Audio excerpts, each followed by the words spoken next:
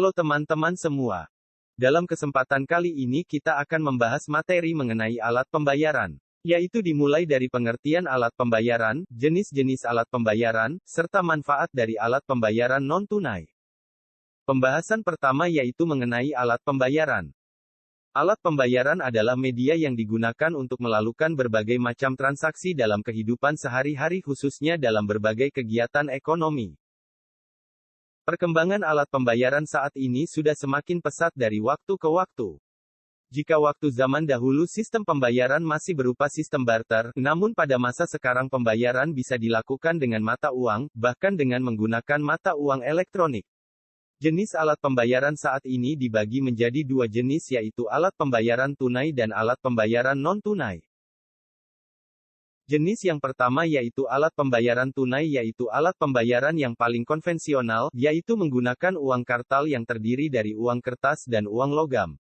Di Indonesia sendiri, yang berhak untuk mencetak uang kartal adalah Bank Indonesia melalui Undang-Undang Bank Sentral Nomor 13 Tahun 1968 Pasal 26 Ayat 1.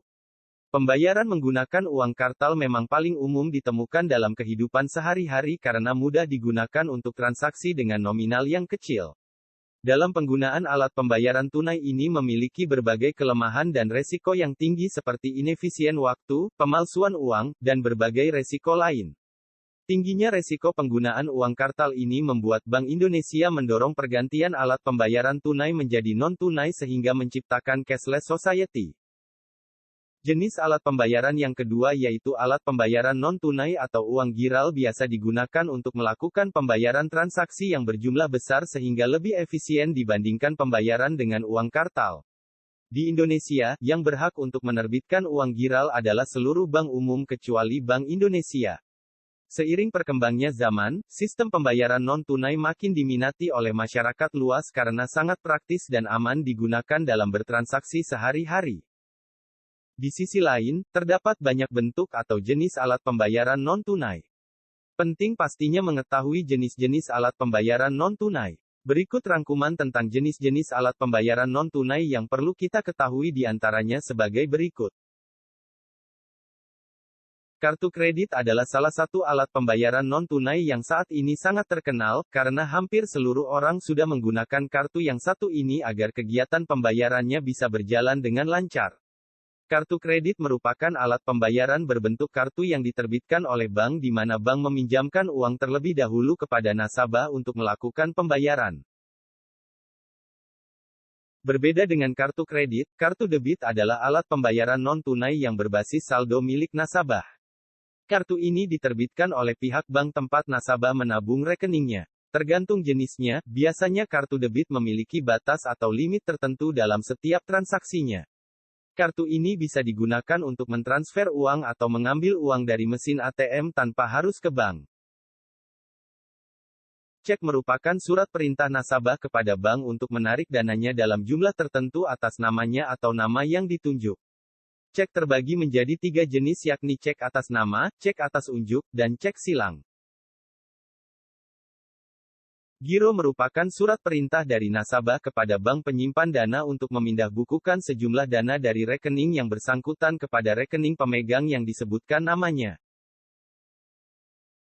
Nota kredit digunakan untuk mengirimkan atau memindahkan dana bukan tunai kepada nasabah bank atau bank lain melalui clearing dengan nominal dan waktu yang telah ditentukan.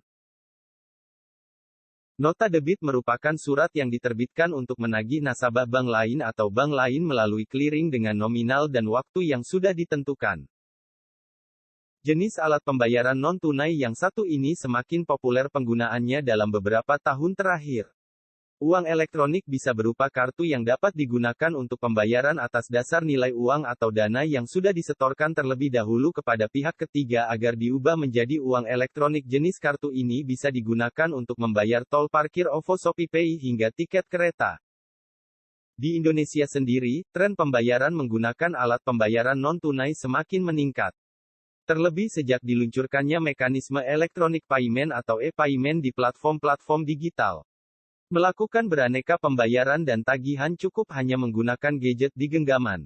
Lalu, apa saja keuntungan menggunakan alat pembayaran non-tunai? Berikut adalah keuntungan dan manfaat yang kita dapatkan dalam bertransaksi menggunakan alat pembayaran non-tunai. 1. Praktis dan efisien. Keuntungan dan manfaat alat pembayaran non-tunai yang utama ialah praktis dan efisien. Sebagai pengguna alat pembayaran non-tunai, kita tidak lagi direpotkan dengan membawa uang dalam jumlah banyak karena semua transaksi bisa dibayarkan secara non-tunai baik melalui uang elektronik maupun dompet digital. Selain praktis, menggunakan pembayaran non-tunai juga memangkas waktu transaksi karena bisa dilakukan di mana saja melalui ponsel dengan jumlah pembayarannya yang pas. 2. Menghindari tindak kejahatan. Jika kita termasuk orang yang khawatir membawa uang dalam jumlah banyak, maka penggunaan alat pembayaran non-tunai sangat cocok bagi kita. Dengan alat pembayaran non-tunai seperti kartu debit, kredit, e-money, m-banking, ataupun dompet digital, kita tidak perlu lagi membawa uang dengan jumlah banyak. Semuanya tersimpan secara aman di jenis alat pembayaran non-tunai yang kita miliki. Selain itu, membawa uang tunai dalam jumlah banyak tentu akan sangat mencolok dan berpotensi pada tindak kriminalitas dan kejahatan. Karena itu, untuk alasan keamanan, alat pembayaran tunai sangat dianjurkan. 3. Keamanan penyimpanan. Selain mudah, penggunaan alat pembayaran non-tunai juga melalui sistem keamanan yang cukup teruji. Antara lain melalui serial number atau PIN dan nomor OTP yang hanya diketahui oleh kita selaku pengguna alat pembayaran non-tunai. Dengan sistem keamanan ini, orang lain tidak bisa dengan mudah menggunakan alat pembayaran non-tunai milik kita karena nomor PIN dan OTP yang hanya diketahui oleh kita. Selain itu, untuk tindakan pertama, kita bisa melakukan pemblokiran dengan segera apabila kartu kredit debit milik kita hilang. Hal itu untuk meminimalisir tindakan-tindakan yang bisa merugikan saldo atau uang yang tersimpan pada alat pembayaran non-tunai milik kita. 4. Riwayat pengeluaran lebih tertata. Dalam alat pembayaran non-tunai, segala transaksi kita akan tercatat dengan rapi dan jelas. Seperti di alat pembayaran non-tunai jenis m-banking. Pada m-banking, semua transaksi pengeluaran dan pemasukan akan tercatat di riwayat transaksi. Kita bisa melihatnya dengan mudah melalui aplikasi m-banking. Begitu juga dengan dompet digital atau e-wallet. Hal ini tentunya berbeda dengan uang tunai yang memerlukan pencatatan secara manual. 5. Banyak promo dan diskon. Keuntungan lain yang didapatkan dengan menggunakan alat pembayaran non-tunai adalah banyaknya promo dan diskon yang ditawarkan oleh masing-masing penyedia layanan alat pembayaran non-tunai. Banyak merchant-merchant atau toko-toko yang bekerja sama dengan penyedia layanan e-wallet memberi potongan harga hingga cashback jika Anda membayar dengan menggunakan layanan e-wallet tertentu. Selain merchant, diskon atau cashback juga banyak dijumpai di pembelian tiket pesawat, kereta, hotel, bioskop, hingga tempat-tempat wisata. 6. Bisa dilakukan di mana saja. Tuntutan serba cepat dan mobilitas yang tinggi, tentunya akan sangat terbantu dengan layanan pembayaran non-tunai. Lewat pembayaran non-tunai seperti m-banking dan e-wallet, kita bisa membayar segala macam tagihan seperti listrik, internet, pulsa, air, hingga asuransi dengan gawai atau gadget yang kita miliki. Tanpa perlu mengantre dan berdesak-desakan. Yang tentunya sangat tidak efisien waktu.